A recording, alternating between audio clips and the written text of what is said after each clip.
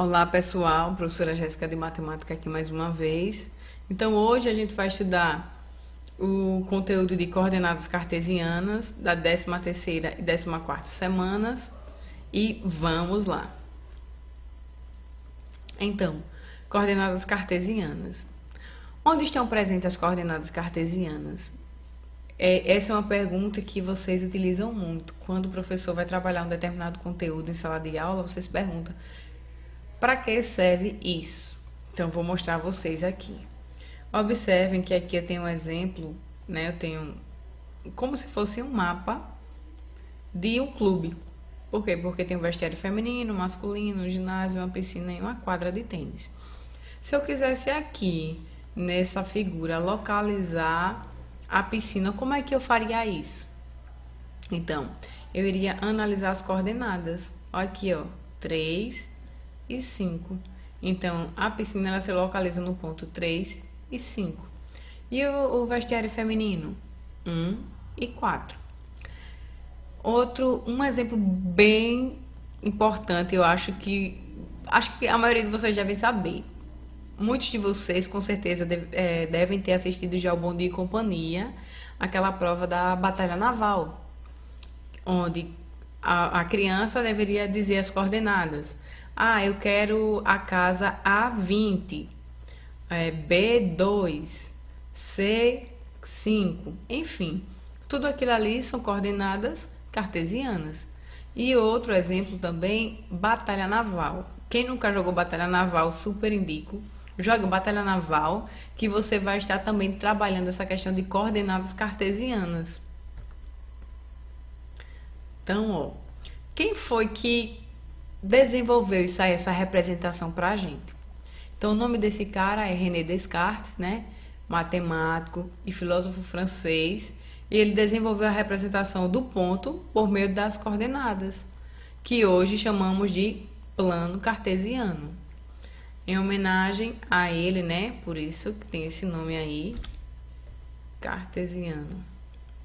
É importante saber que o plano cartesiano ele é formado por duas retas perpendiculares e numeradas, denominadas eixos, e que se interceptam na origem zero, e dividem o plano em 4 regiões chamadas de quadrantes. Então, observem aqui, eu tenho essa reta x e essa reta y.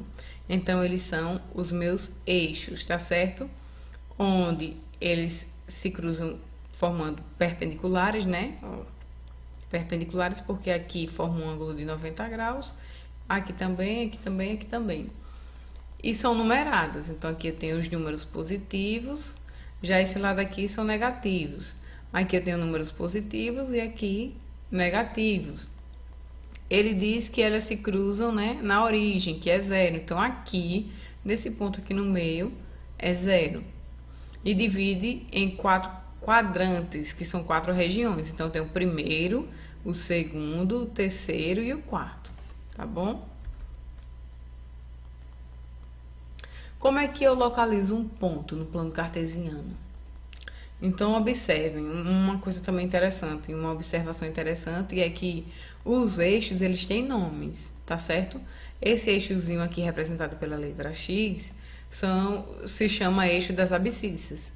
E esse aqui, representado pelo Y, se chama eixo das ordenadas. Como é que eu localizo, então, esse ponto? Você vai analisar os eixos, né, um a um, sempre o X primeiro e o Y depois, ó. Aqui eu tenho esse ponto 2 e 3, ó, porque ele está no ponto 2 e 3, 0 e 0. Aqui menos 1,5, ó, tá entre menos 1 e menos 2. Lembrando, como eu falei, vocês têm que sempre analisar, observar o eixo X. Mesmo que ele esteja no segundo, no terceiro, no quarto quadrante, ó, sempre eu vou analisar qual é os números que representam o eixo X, esse aqui, ó. E o Y, isso aqui. Então, você observa primeiro o X, depois o Y, e assim você vai denominar, então, os pontos. Observe esse exemplo aqui, ó. Menos 3, ó, menos 3 no X, não.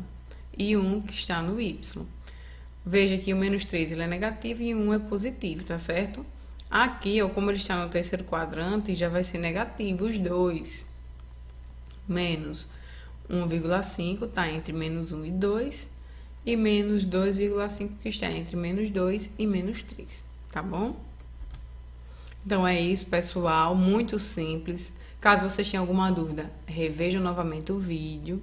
Comenta aqui também sobre o que vocês acharam. E é isso. Até mais!